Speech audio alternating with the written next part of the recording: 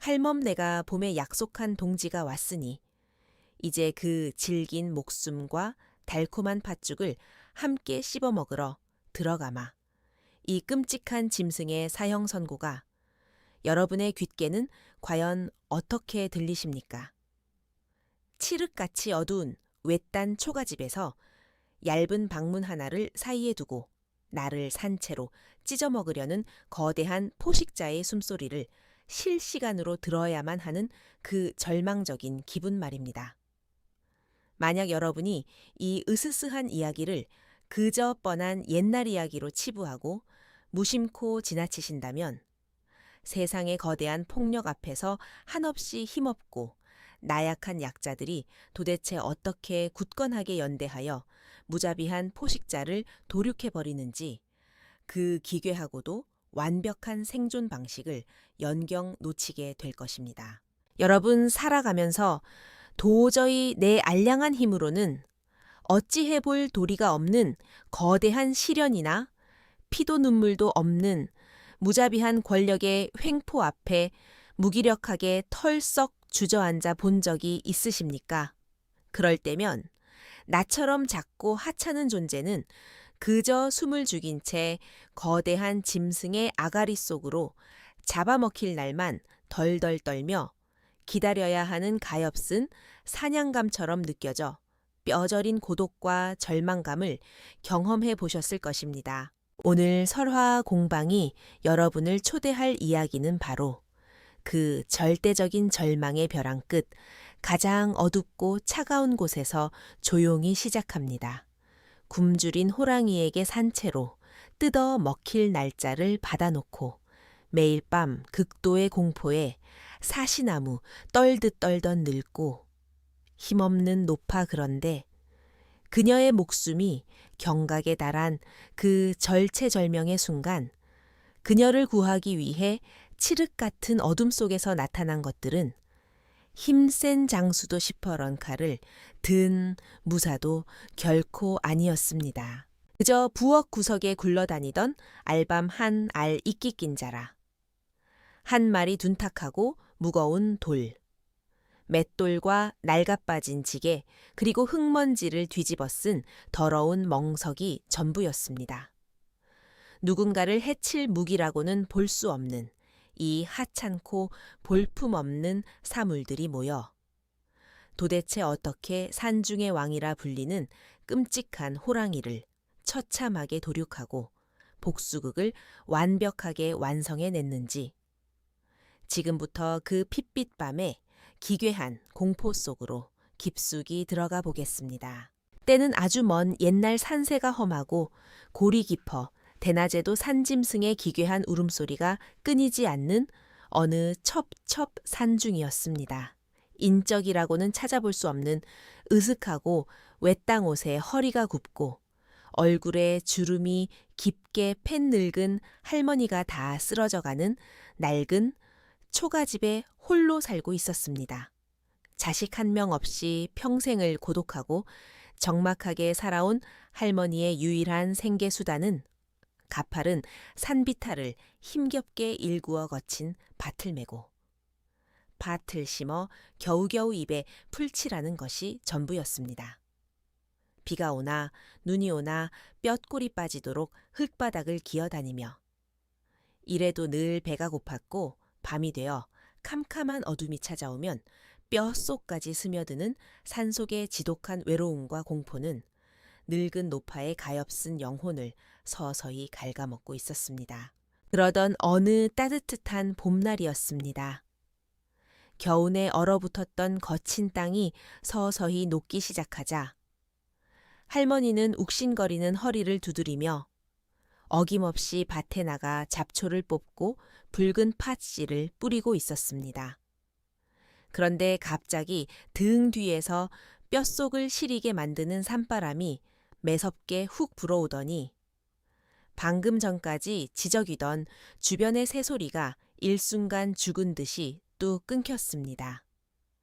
등골을 타고 오르는 불길한 살기에 할머니가 고개를 천천히 돌렸을 때 그녀의 흐려진 눈앞에는 집채만한 거대한 상운 호랑이 한 마리가 시뻘건 두 눈을 번들거리며 입가에 침을 흘리고 서 있었습니다. 압도적인 덩치와 쩍 벌린 아가리에서 뿜어져 나오는 비릿한 냄새에 할머니는 낡은 호미를 떨어뜨리고 다리에 힘이 풀려 그 자리에 털썩 주저앉고 말았습니다. 아이고, 상우님, 제발 목숨만은 살려주십시오. 제 몸은 너무 늙고 가죽이 질겨서 고기 맛도 없고 씹어 넘길 것도 없사옵니다. 제발 이 불쌍하고 가엾은 늙은 노파를 한 번만 굽어 살펴 주시옵소서. 할머니는 흙바닥에 납작 엎드려 두 손이 닳도록 싹싹 비비며 간절하게 애원했습니다. 그러나 굶주린 호랑이의 귀에 애절한 애원이 들릴 리 만무했습니다. 호랑이는 날카로운 발톱을 드러내고 할머니의 얇은 목덜미를 당장이라도 물어뜯을 듯 천천히 다가왔습니다. 하지만 교활하고 잔인한 호랑이는 그저 단숨에 늙은 먹잇감을 죽이는 것으로는 만족하지 못했습니다. 이 사악한 호랑이는 사냥감이 극도의 공포 속에서 하루하루 피를 말리며 죽어가는 과정을 온전히 지켜보고 즐기는 악마 같은 취미를 가진 끔찍한 포식자였습니다. 호랑이는 멈춰 서서 수염을 실룩이며 기괴하게 씩 웃더니 노파에게 끔찍한 유예를 제안했습니다. 늙은이 가만히 보니 내 말이 맞다. 지금 당장 내일 씹어먹기엔 뼈만 앙상하여 영 맛이 없겠구나. 네가 지금 심고 있는 저 붉은 팥이 다 자라. 매서운 눈보라가 치는 동짓날이 오면 그 팥을 푹 고아 달콤한 팥죽을 한 솥 가득 쑤어 놓아라. 그러면 내가 산에서 내려와 그 뜨끈한 팥죽과 함께 내 놈의 질긴 살점을 아주 맛있게 뜯어먹어 주마. 만약 그날 나를 피해 도망치려 한다면 산 끝까지 쫓아가 네 뼈와 살을 갈기갈기 찢어발겨 까마귀 밥으로 줄 것이다. 똑똑히 알아들었느냐. 호랑이는 그 끔찍한 사형 선고를 허공에 남기고 숲속 깊은 곳으로 유유히 사라졌습니다. 그날 이후 할머니의 삶은 살아있어도 이미 죽은 것이나 다름없는 끔찍한 생지옥으로 변해버렸습니다. 봄이 가고 여름이 오고 서늘한 가을이 지나며 밭에 심은 팥은 무성하게 잎을 내고 붉은 열매를 맺었지만 할머니의 눈에 그 영글어가는 붉은 파탈들은 마치 자신의 죽음을 재촉하는 핏방울처럼 끔찍하게만 보였습니다.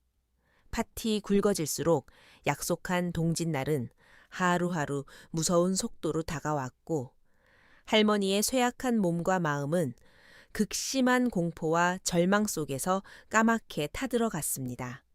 매일 밤 눈을 감으면 호랑이의 거대한 아가리가 자신을 통째로 집어삼키는 악몽에 시달리며 온몸을 식은땀으로 적셔야만 했습니다.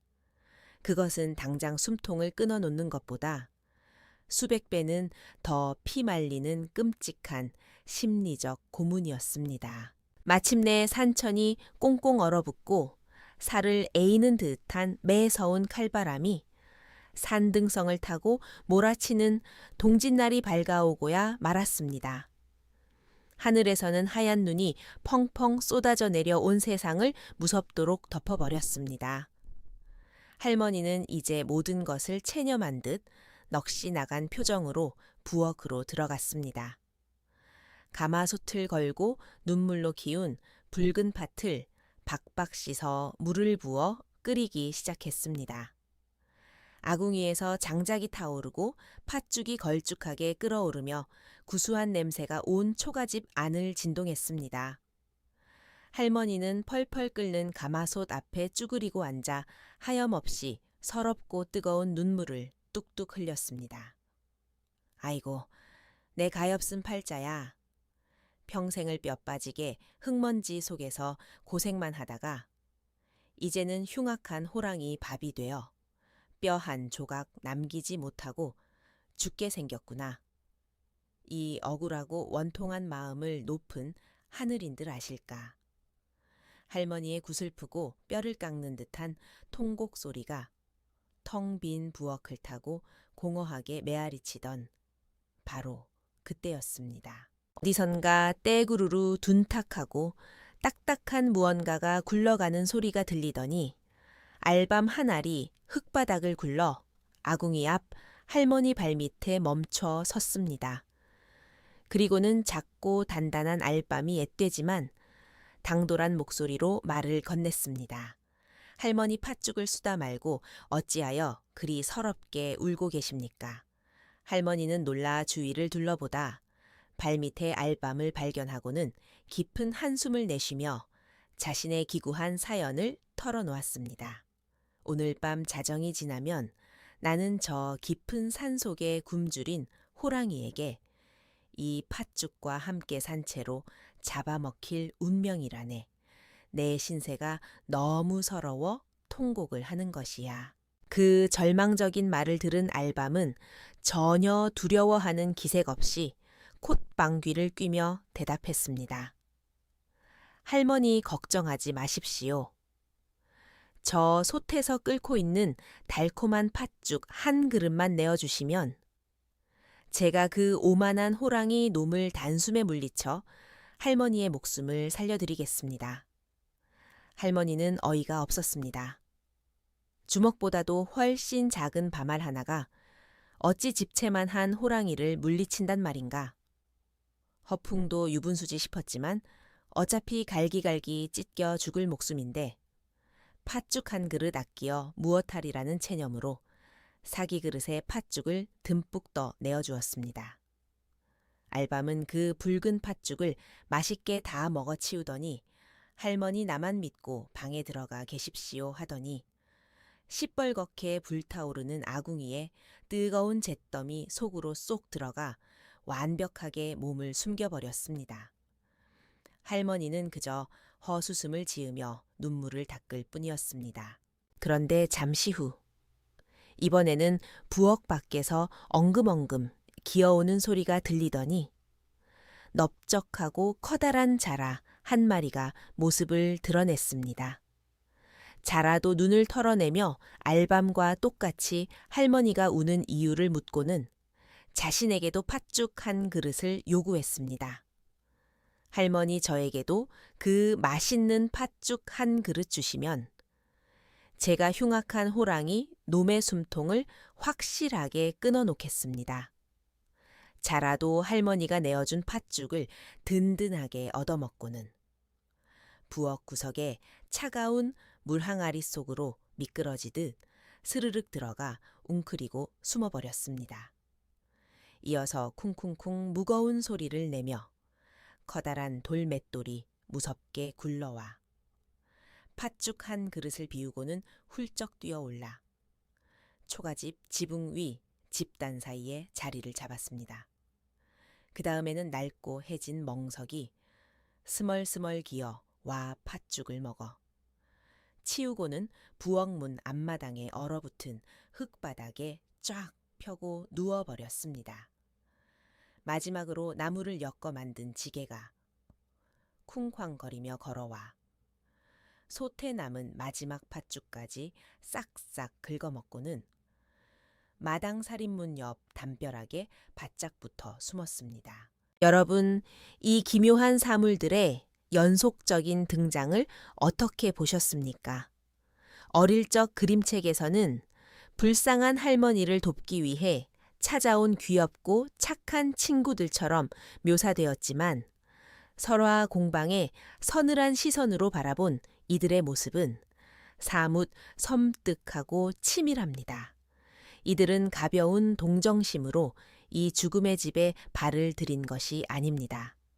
이 작고 볼품없는 사물들은 세상의 거대한 폭력 앞에서 힘없이 짓밟히던 가장 낮고 천한 약자들의 굳건한 연대이자 숨죽여 복수의 칼을 갈아온 서늘한 암살단이었습니다. 그들이 할머니에게 팥죽을 요구한 것은 피를 나누는 일종의 굳은 계약이자 목숨을 거은 전투 전의 최후의 만찬이었습니다. 붉은 팥죽은 애군을 물리치고 죽음의 귀신을 쫓아내는 강력한 주술적 의미를 담고 있습니다. 이들은 그 신성한 팥죽이라는 매개체를 통해 할머니의 억울한 죽음을 자신들이 대신 짊어지고 거대한 포식자를 향해 방역을 준비하는 완벽하고도 끔찍한 살인 공조를 시작한 것입니다. 아궁이 물한가리 지붕마당 그리고 대문 앞 그들은 각자의 특성에 맞는 가장 완벽하고 치명적인 위치에 잠복하여 오직 호랑이가 나타날 밤이 깊어지기만을 차갑게 숨을 죽이고 기다리고 있었습니다. 밤이 깊어 음기가 가장 강해진다는 축시삼경이 되었습니다. 밖에는 눈보라가 더욱 거세게 몰아치는 가운데 저 멀리서 산 전체가 쩌렁쩌렁 울리며 무너져 내리는 듯한 호랑이의 포효가 들려왔습니다. 육중한 발소리와 함께 거대한 짐승의 냄새가 낡은 초가집을 덮치기 시작했습니다. 할머니는 극도의 공포에 사로잡혀 심장이 터질 듯 쿵쾅거리는 가슴을 부여잡고 비좁은 다락 장롱 속에 몸을 구겨 넣은 채 사시나무처럼 덜덜 떨며 숨을 죽였습니다. 쾅 하는 굉음과 함께 바람을 막아주던 낡은 살인문이 산산조각 나고 거대한 상군 호랑이가 마침내 마당으로 들이닥쳤습니다. 할멈 내가 왔다 약속대로 달콤한 팥죽을 맛보고 내 놈의 살코기를 뜯어먹으러 왔으니 당장 밖으로 튀어나오거라. 호랑이의 굵은 목소리는 오만함과 탐욕으로 번들거렸습니다. 그는 자신이 가장 강하고 무자비한 절대 포식자이며 늙은 노파 하나쯤은 언제든 발톱 하나로 쉽게 찢어밟힐 수 있다는 교만함에 가득 차 있었습니다. 어두운 부엌 안으로 거대한 대가리를 들이민 호랑이는 당장 눈에 뵈는 것이 없었습니다. 추운 눈길을 걸어와 몹시 허기가 졌던 호랑이는 겁에 질린 노파의 목을 끊기 전에 먼저 뜨끈한 팥죽부터 퍼먹어 언 몸을 녹일 심산이었습니다. 그러나 부엌은 아궁이 불이 모두 꺼져 칠흑처럼 캄캄했습니다. 할멈 장롱 속에 숨어 있는 것은 다 알고 있다. 내 발톱으로 문짝을 박살내기 전에 당장 기어 나와 부엌 아궁이에 불을 밝히고 팥죽을 대령하라. 호랑이의 위압적인 목소리에 할머니는 숨이 당장이라도 넘어갈 듯 바들바들 떨리는 목소리로 간신히 대답했습니다. 상우님, 부엌 아궁이 가장 깊은 곳의 잿더미를 뒤적여 보시면 타다 남은 시뻘건 불씨가 조금 남아 있을 것입니다. 그것을 입으로 후후 불어 살려내어 팥죽을 드시옵소서. 자신이 절대적인 지배자라 맹신한 호랑이는 일말의 의심도 품지 않고 부엌으로 들어갔습니다. 그리고 아궁이 앞으로 다가가 거대한 대가리를 잿더미 속으로 쑥 들이밀었습니다. 캄캄한 어둠 속에서 타다 남은 불씨를 살려내기 위해 커다란 아가리를 쩍 벌리고 뜨거운 입김을 불어넣기 시작했습니다. 바로 그 찰나의 순간이었습니다. 불이 꺼진 아궁이 잿더미 속에서 쥐 죽은 듯 잠복해 있던 작은 알밤이 호랑이의 뜨거운 입김을 정통으로 받아 시뻘겋게 달아오르더니 이내 펑 하는 거대한 폭발음과 함께 호랑이의 얼굴을 향해 총알처럼 맹렬하게 튀어 올랐습니다. 크악 사니. 무너지는 듯한 호랑이의 극심한 고통에 찬 처절한 비명이 부엌을 가득 채웠습니다. 숯불처럼 펄펄 끓는 알밤은 호랑이의 시뻘건 왼쪽 눈알을 정확하게 강타하여 순식간에 지식여 버렸습니다. 한쪽 눈알이 완전히 타들어가는 상상을 초월하는 극심한 고통에 호랑이는 미친 듯이 발악하며 펄쩍 뛰어올랐습니다. 눈을 부여잡고 검붉은 피를 흘리며 뒹굴던 호랑이는 상처의 열기를 식히기 위해 본능적으로 차가운 물이 담겨있는 부엌 구석에 커다란 물 한가리로 달려갔습니다. 호랑이가 항아리 속으로 앞발과 얼굴을 황급히 들이미는 순간이었습니다. 어두운 물속에 숨어 완벽한 기회를 노리던 자라가 자신의 억센 턱을 벌려 호랑이에 젖은 주둥이를 짐승처럼 잔혹하게 물어뜯어 버렸습니다. 한 번 물면 벼락이 쳐도 절대 놓지 않는다는 자라의 무시무시한 악력은 호랑이의 여린 살점을 날카롭게 찢고 뼈뿌리까지 파고들었습니다. 눈이 타버린 알밤의 공격에 이은 자라의 집요한 습격에 호랑이는 더 이상 천하를 호령하던 산중의 왕이 아니었습니다. 극도의 공포와 고통 속에서 미쳐 날뛰는 비참한 짐승에 불과했습니다. 호랑이는 살을 파고든 자라를 떼어내려 발버둥치며 피투성이가 된 채 마당으로 짐승처럼 뛰쳐나왔습니다. 하지만 마당에는 낡고 더러운 멍석이 눈보라 속에서 빙판처럼 꽁꽁 얼어붙은 채 넓게 쫙 깔려 있었습니다. 한쪽 눈이 멀어 앞이 제대로 보이지 않던 호랑이는 미끄러운 멍석을 밟고 그만 공중에 크게 붕 떴다가 쿵 하는 끔찍한 소리와 함께 거대한 등을 마당의 흙바닥에 처참하게 찌으며 나동그라지고 말았습니다. 그 순간 멍석이 마치 살아있는 식충식물처럼 호랑이의 거대한 몸뚱이를 순식간에 돌돌 말아버리며 그가 다시는 일어서지 못하게 숨통을 조이며 완벽하게 결박해버렸습니다.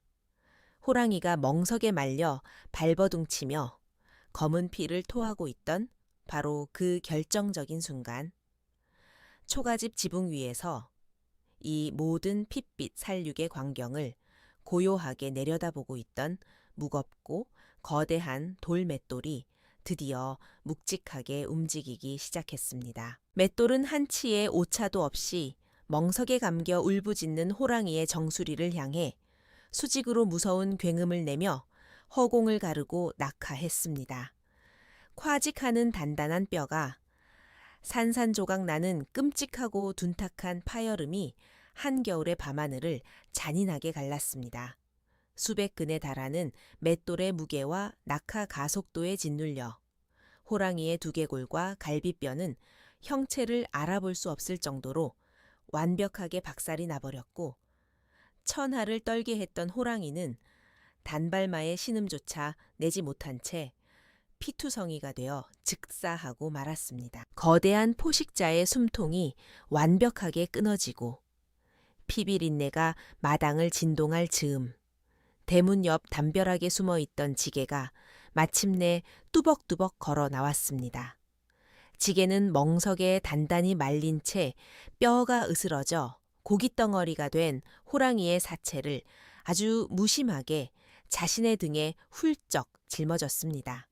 그리고는 매서운 눈보라를 뚫고 깊은 산속 가장 험한 낭떠러지 절벽을 향해 걸어 올라갔습니다. 지게는 시퍼런 강물이 내려다 보이는 아찔한 절벽 끝에 서서 호랑이의 무거운 사체를 까마득히 깊은 벼랑 아래로 사정없이 팽개쳐 던져버렸습니다. 세상에서 가장 오만하게 약자들을 유린했던 산중의 왕은 결국 무덤 하나 남지 않은 채 차가운 벼랑 밑바닥에서 까마귀들의 비참한 먹잇감으로 완벽하게 전락하고 말았습니다. 보잘것없는 약자들이 철저하게 연대하여 만들어낸 가장 기괴하고도 완벽한 살인 공조가 압도적인 승리로 끝나는 쾌감의 순간이었습니다. 날이 밝고 밖이 고요해지자 밤새 장롱 속에 숨어있던 할머니는 조심스레 나와 마당에 남겨진 거대한 호랑이의 핏자국을 보며 다리에 힘이 풀려 멍하니 주저앉아 하늘을 향해 뜨거운 감사의 눈물을 흘렸습니다. 그녀를 지옥의 아가리에서 구원해준 알밤과 자라. 맷돌과 멍석지게는 언제 그랬냐는 듯 부엌과 마당의 제자리로 돌아가 다시 평범하고 낡은 사물로 돌아가 있었습니다. 여러분, 오늘 밤 설화 공방이 파헤친 이 동지 팥죽과 호랑이의 핏빛 살육전 이야기 어떠셨습니까? 어릴 적 그림책으로 읽었던 단순한 동화가 설화 공방의 서늘한 시선을 거쳐 얼마나 소름 돋는 스릴러로 다가왔는지요. 이 이야기는 단순히 못된 호랑이를 골려준 재치 있는 우화가 결코 아닙니다. 이것은 세상의 부조리와 거대한 폭력 앞에서 힘없고 가난한 약자들이 어떻게 스스로를 지키고 살아남아야 하는지를 보여주는 잔혹하지만 너무나도 통쾌한 생존의 철학입니다. 호랑이로 상징되는 거대한 사회적 권력과 압도적인 공포는 늘 겉보기에는 무너질 것 같지 않은 견고한 철옹성처럼 보입니다. 그 거대한 벽 앞에서 나약한 개인은 늙은 노파처럼 그저 절망하며 팥죽이나 쑤어놓고 죽음을 무기력하게 기다릴 수밖에 없다고 좌절하기 쉽습니다. 하지만 여러분, 부엌 구석의 알밤과 물독의 자라, 지붕의 맷돌처럼 우리 각자는 비록 보잘것없어 보일지 몰라도 각자의 내면에는 작지만 치명적인 무기들이 반드시 존재합니다. 그것들이 서로의 약점을 완벽하게 보완하고 하나의 목표를 향해 흔들림 없이 연대할 때 그 어떤 거대한 호랑이의 단단한 두개골도 단숨에 산산조각 낼 수 있는 파괴력을 발휘하게 됩니다. 오만한 포식자는 눈앞에 놓인 달콤한 팥죽이라는 작은 이익에 눈이 멀어 숨죽인 약자들의 무서운 연대를 눈치채지 못하고 결국 스스로 지옥의 무덤으로 걸어 들어오게 마련인 것입니다. 오늘 밤 이 통쾌하고도 기괴한 복수극을 모두 들으신 후 여러분의 주변을 가만히 둘러보십시오. 세상이라는 거대한 호랑이 앞에서 두려움에 떨며 웅크리고 있는 당신을 위해 기꺼이 뜨거운 불덩이가 되어 날아오르고 억센 턱으로 적의 숨통을 물어뜯어줄 당신만의 든든한 알밤과 자라가 당신의 곁에 있지 않습니까? 혹은 당신 스스로가 지금 벼랑 끝에서 절망하고 있는 누군가에게 기꺼이 무거운 맷돌이 되어주어 그의 두려움을 끝내줄 준비가 되어 있지는 않습니까? 세상의 그 어떤 거대한 시련과 폭력도 우리들의 끈끈하고 굳건한 연대와 꺾이지 않는 용기 앞에서는 한낱 벼랑 아래로 떨어질 고깃덩어리에 불과하다는 이 강렬하고도 뼈 시린 진리를 오늘 밤 가슴속 깊이 새겨보시길 바랍니다. 설화 공방은 다음 시간에도 우리가 어릴 적 무심코 지나치며 믿어왔던 낡은 예시이야기 속에 숨겨진 뼈 시린 진실과 기묘한 전설을 듬뿍 안고 여러분의 캄캄한 밤을 두드리며 찾아오겠습니다. 다음 29번째 기록에서는 주인이 무심코 깎아 마당에 던져버린 손톱을 주워 먹고 주인의 완벽한 모습으로 둔갑하여 진짜 주인을 집 밖으로 무참히 내쫓아버린 가짜 쥐의 소름 돋는 이야기. 내가 나임을 증명할 수 없는 존재론적 공포와 신체 발부의 무거운 의미를 다룬 둔갑쥐의 도플갱어 미스터리를 들고 서늘한 긴장감과 함께 찾아뵙겠습니다. 오늘 들려드린 약자들의 핏빛 연대와 거대한 호랑이의 비참한 최후가 여러분의 가슴에 깊은 카타르시스를 피웠다면 구독과 좋아요. 그리고 여러분이 겪었던 호랑이 같은 시련과 그것을 이겨냈던 작지만 강한 연대의 순간들을 댓글로 나누어 주세요. 여러분의 이야기 하나하나가 설화 공방을 이끌어가는 가장 큰 힘이 됩니다. 긴 시간 동안 이 춥고 끔찍했던 겨울밤의 살육전을 끝까지 함께 지켜봐 주셔서 진심으로 감사합니다. 어떤 거대한 절망 앞에서도 결코 포기하지 않고 곁에 있는 이들과 굳게 손을 맞잡을 줄 아는 단단한 용기가 늘 여러분과 함께하기를 기원합니다.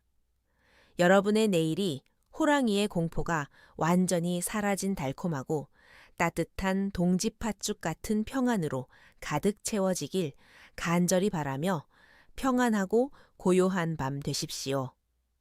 안녕히 주무십시오. 지금까지 설화공방이었습니다.